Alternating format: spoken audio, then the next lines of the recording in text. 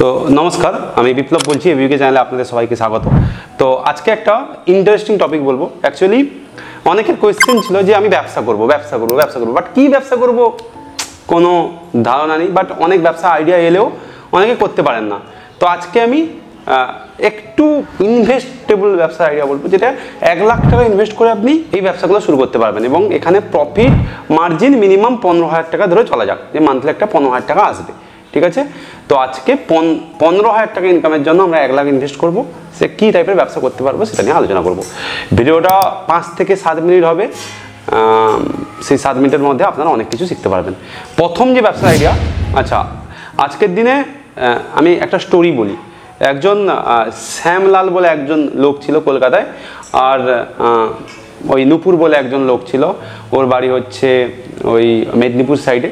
তো দুজনে মিলে একটা ব্যবসা শুরু করছিল 2017 সালে। তো শ্যামলালের ব্যবসা যথারীতি ডুবে যায় কলকাতার বুকে থেকেও, বাট মেদিনীপুরের যে লোকটা, তার ব্যবসা কিন্তু, নূপুরের ব্যবসা কিন্তু থাকে, এবং নূপুর আজকে প্রায় 1 কোটি টাকার মালিক। তো শ্যামলাল এমন কি ব্যবসা করছিল, ডুবে গেছিল, নূপুর এমন কি ব্যবসা করছিল, করোড়পতি হয়ে গেল। তো সেটা এই ভিডিওর মধ্যে আছে, তো ভিডিওটা শেষ পর্যন্ত দেখুন। অ্যাকচুয়ালি আজকের দিনে 3টে জিনিস মানুষের খুব প্রয়োজনীয় হয়, যেটা হচ্ছে কাপড়া, খানা আর মাকান, মানে জামা কাপড়, খাওয়ার দাওয়ার, আর হচ্ছে ঘর বাড়ি।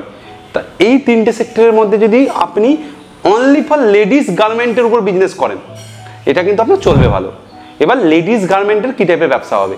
সাপোজ এই মুহূর্তে যদি আপনি যে কোনো কলকাতার বড় মার্কেটে গিয়ে, বিশেষ করে হোলসেল মার্কেটে গিয়ে লেডিস গার্মেন্ট কিনে আনেন এবং বিভিন্নভাবে একটা ছোট্ট করে 20,000 30,000 টাকা সেট আপ করে 50,000 টাকার মাল কিনে এনে সেট আপ করে, এবং সেটা যদি একটা গার্মেন্টসের দোকান করেন, এবং অনলাইন অফলাইন একটা ইনস্টাগ্রামের পেজ বানাবেন, এবং একটা ফেসবুকের পেজ বানাবেন, ইউটিউবের পেজ বানাবেন, সেখানে যদি কন্টিনিউ শর্ট ভিডিও ছাড়তে থাকেন, ওখান থেকে দেখে কিন্তু মানুষ অর্ডার দিবে এবং আপনার সেলও হবে। কারণ আমি যে নূপুরের কথা বলছিলাম, নূপুর সেম জিনিসটাই করে। প্রাপ্তি ফ্যাশন নামে ওদের একটা ব্র্যান্ড আছে। ওরা কলকাতা থেকে মাল কিনে আনে, ওরা ফেসবুকে লাইভ ভিডিও করে এবং ইনস্টাগ্রামে ভিডিও ছাড়ে, and they make crore. Seriously, আমি তো করোড়ের কথা বলছি না, আপনি 15,000 টাকা কামাতে পারবেন। ঠিক আছে, আপনি 6 মান্থের একটা টাইম নেবেন, 1 লাখ টাকা ইনভেস্ট করবেন, অনায়াসে কমিয়ে নিতে পারবেন। এটা যদি আপনি ঠিকঠাক প্রসেস অনুযায়ী চলেন।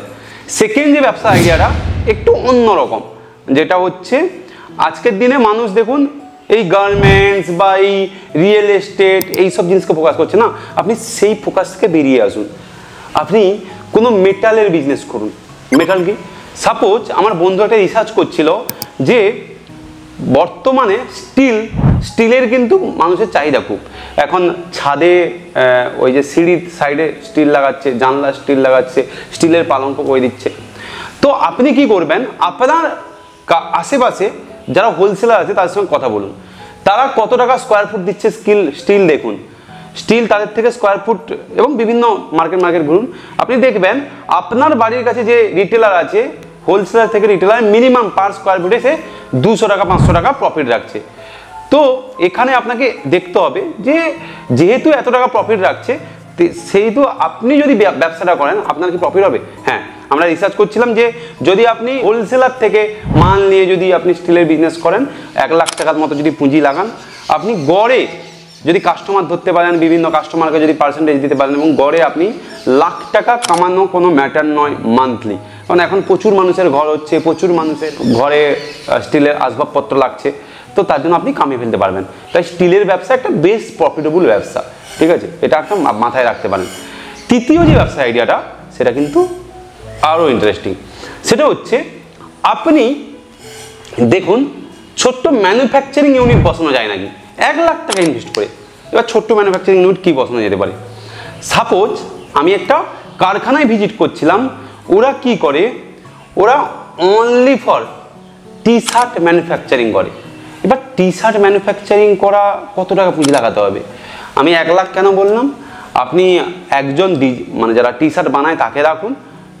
ঠিক আছে, যে টি শার্ট বানাবে, আপনি ফ্যাব্রিক কিনে আনুন, 30,000 টাকা ফ্যাব্রিক কিনে আনুন, একজনকে যে এক্সপার্ট তাকে 10,000 টাকা সেলাই দিয়ে রাখুন, একটা প্রিন্টিং মেশিন 30-40,000 টাকা নিয়ে রাখুন, দিয়ে আপনি টি শার্ট বানানো শুরু করুন। এই যে টি শার্ট একটা বানাতে হাইলি ফ্যাব্রিক নিয়ে, মজুন নিয়ে 70-80 টাকা পড়বে, আপনি হোলসেলেই 160 টাকা 150 টাকা মানে ডবল প্রফিটে বিক্রি করতে পারবেন।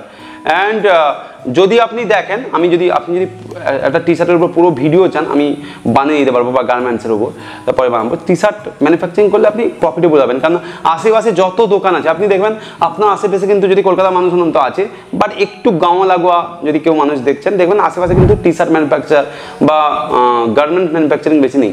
আপনি একটা ছোট্ট ইউনিট করে এটাকে সেল করতে পারেন, এটা একটা ভালো বিজনেস। নেক্সট যে বিজনেস আইডিয়াটা সেটাও কিন্তু খুব ইন্টারেস্টিং, সেটা হচ্ছে প্লাস্টিকের উপর। আপনি এই মুহূর্তে প্লাস্টিকের প্রোডাক্টের উপর ধ্যান দিতে পারেন। অনেকে প্লাস্টিক প্রোডাক্ট থেকে দূরে চলে যায়, যেমন আপনার কাছে একটা অপশান আছে, যারা প্লাস্টিকের বিভিন্ন প্রোডাক্ট, বালতি থেকে আরম্ভ করে, মগ থেকে আরম্ভ করে বিভিন্ন প্রোডাক্ট হোলসেলে বিক্রি করে। আপনি ওদের থেকে হোলসেলে মালটা তুলতে পারেন এবং আপনার যে ছোট্ট শহরে আপনি একটা দোকান করে ওটাকে সেল করতে পারেন।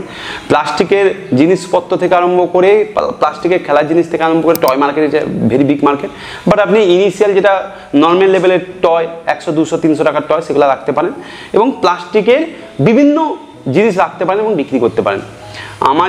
আমি যে এখানে থাকি, ওই আমাদের রাস্তার সাইডে দুটো প্লাস্টিকের দোকান আছে। আমার একটা প্লাস্টিকের দোকানের সঙ্গে কথা হয়েছিল, তার সাইডে বলছে আমরা মান্থলি 50,000 অনায়াসে কামিয়ে নিতে পারি। কামিয়ে নেই, ঠিক আছে, 50,000 তো অনেক কম বললাম, দে আর মেক মোর মানি। তো প্লাস্টিকের দোকান একটা ভালো ফোকাসেবল বিজনেস, যদি আপনি ট্রাই করেন এটা একটা ভালো আইডিয়া হবে। লাস্ট অ্যান্ড ফাইনাল যেটা আমি প্রথমেই বলছিলাম, কাপড়া খানা মকান, খাওয়ার জিনিসের কিছু একটা করলে ভালোই চলবে। যে সাপোজ এমন কিছু রোড সাইডে রেস্টুরেন্ট করুন যেখানে চলবে। যেমন আমারই বাড়ির কাছে একটা আমার বন্ধু আছে, ওর মা কী করেছিল, চপের দোকান দিয়ে স্টার্ট করেছিল। তো স্টিল নাও ও প্রত্যেক দিন গ্রামের ভিতর প্রায় 200 থেকে 250 পিস চপ বিক্রি করে। এবং আমি চপ কারখানা খুলতে বলছি না, আমি উদাহরণ দিচ্ছি, ঠিক আছে, নাহলে বলবে না এ মমতার লোক চপ কারখানা খুলতে বলছে, এইসব না, আমি জাস্ট একটা এক্সাম্পল দিচ্ছি। সে চপ বিক্রি করে 500 ইনকাম করে, গ্রামের দিকে বলে চলছে। বাট শহরের দিকে আপনি একটা ফাস্ট ফুডের স্টল লাগাতে পারেন সাইডে রিক্সা লাগিয়ে। যেমন একজন মোমোর দোকান বসিয়েছে সাইডে রিক্সা লাগিয়ে, অ্যান্ড দে মেক সত্যি পার ডে 1,000-2,000 টাকা মিনিমাম প্রফিট করে। একজন শুধুমাত্র এগ রোল আর চিকেন পকোড়া আর চাউমিন বানায়, সেও প্রায় 500-1,000 টাকা ডেইলি প্রফিট করে। একটা পান দোকানি বা যারা এমনি মুড়ি বিক্রি করে, আমার বন্ধুর একটা মুড়ির দোকান আছে বাস স্ট্যান্ডের সাইডে, তারাও 1,000-2,000 টাকা পার ডে ইনকাম করে। তো আমি বলছি কোনো একটা এমন খাবারের দোকান করুন যে ডেইলি খাবার সেল হয় এবং মানুষের চাহিদা থাকে। তো এই কয়েকটা ব্যবসার আইডিয়া দিলাম। আই থিঙ্ক এই ব্যবসাগুলো যদি আবারও আপনি শোনেন এবং রিসার্চ করেন, এটা কিন্তু খুব ভালো হবে। এই আইডিয়াগুলি আপনার খুব কাজে লেগে যাবে। আর যদি ভিডিওটা ভালো লেগে থাকে অবশ্যই লাইক, শেয়ার, কমেন্ট, সাবস্ক্রাইব করে দিন, আর কাউকে শেয়ার করুন, আর আবার একবার ভিডিওটা দেখুন, ভালো হবে আপনার জন্য। ধন্যবাদ।